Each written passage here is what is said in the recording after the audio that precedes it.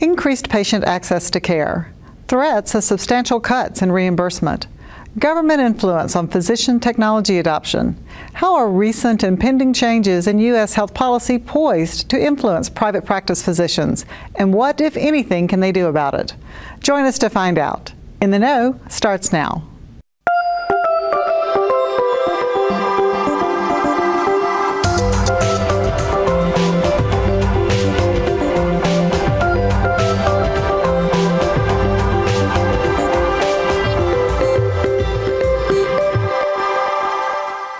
Hello and welcome to In the Know, your source for insight and analysis on the issues that matter to specialty healthcare.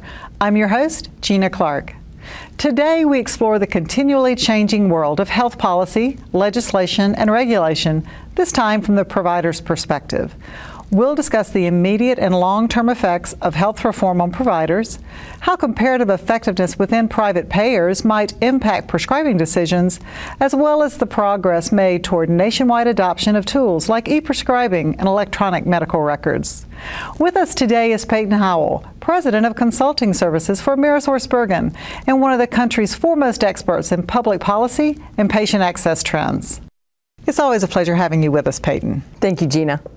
So Peyton, starting broadly, in what areas will health reform have the greatest immediate impact, both positive and negative, on specialty care providers like community oncologists?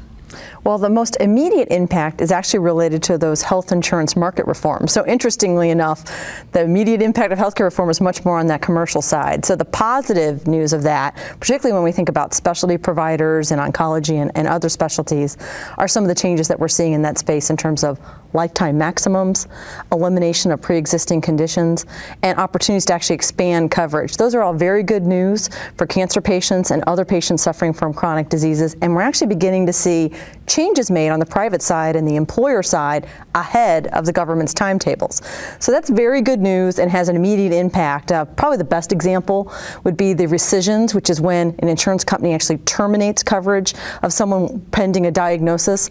And that obviously is just a dramatic and kind of horrifying thing to think about. Those have already begun to be stopped by insurers at their own accord. So again, ahead of the healthcare legislation mandating those types of changes. So I think that's an immediate, very good news. The negative side are probably, for me, the law of unintended consequences for healthcare providers. We know manufacturers in particularly are going to have a number of fees that are already in effect, actually some that went into effect on March 23rd when health reform was passed, a doubling of that Medicaid rebate, expansion of 340B rebates, and then a new industry fee which goes into effect on January 1st. So a whole bunch of fees that are timed well before the expanded coverage, which I think is going to create some pressure, and that could trickle down to healthcare providers and physicians in particular. So that's one of the areas that we're certainly in the short term looking out for. So what about longer term? Longer term is actually pretty interesting, probably for both extremes, both good and bad. On the positive side, because it's always better to start there, is of course 2014. And that's when we can look forward to having more people having access to some form of coverage. Again, right now we're not sure exactly what that mix will be between private insurance and Medicaid, but we're hopeful that it's at least half and half, because obviously having more privately insured patients would be a huge win for healthcare providers. Medicaid can be a mixed bag depending upon the state that a healthcare provider is in. So that has some issues to it, but that 2014 deadline is definitely the big good news. But there are a lot of unknowns in the longer term, so it's hard for me to say they're bad, but certainly they have some positive and negative consequences to them, and some have opportunities for healthcare providers. A couple examples would be accountable care organizations, or ACOs.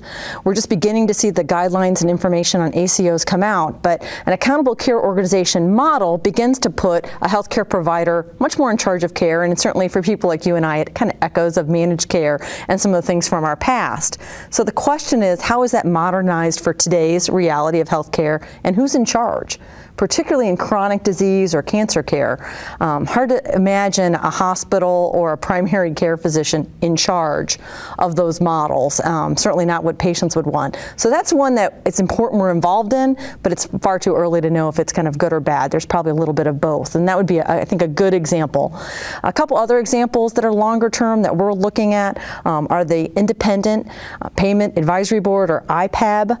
That is the board or Medicare board that we believe could could actually create cuts and changes to reimbursement in some new and unprecedented ways. We're worried about that one. Again, a little too early to tell. And that one relates closely to the Comparative Effectiveness Research Initiative, which of course has been renamed also, just to keep us all confused. It's got a patient-centered outcomes name to it. But again, comparative effectiveness research could have some opportunities actually for providers in terms of clarifying coverage and reimbursement, creating better data from a comparative effectiveness perspective. But right now, a little bit too early to tell exactly what those mean. So those are the longer term view, a lot to watch in the future. With these new initiatives resulting in expanded health coverage and increased access to care for more Americans, how much additional strain might there be on providers, many of whom already feel overworked and underappreciated? There is a lot of strain on healthcare providers right now, no doubt about it. Now, again, we believe some opportunity is coming, particularly with expansion of insurance coverage, because we know one of the strains on practices are not just the uninsured, but the underinsured.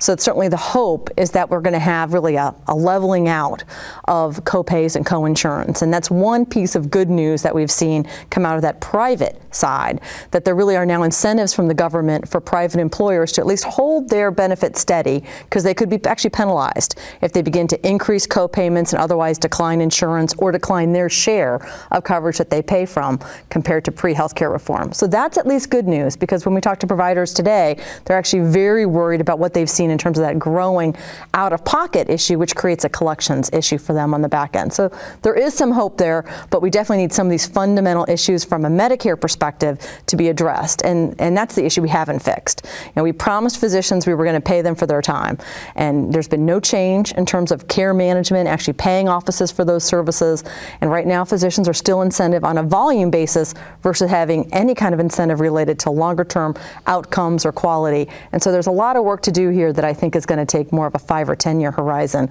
for physicians. One could contend that Washington is disconnected from the reality of community physician practices. Can you share what AmerisourceBergen is doing on these issues in Washington, and any suggestions on how others can become involved?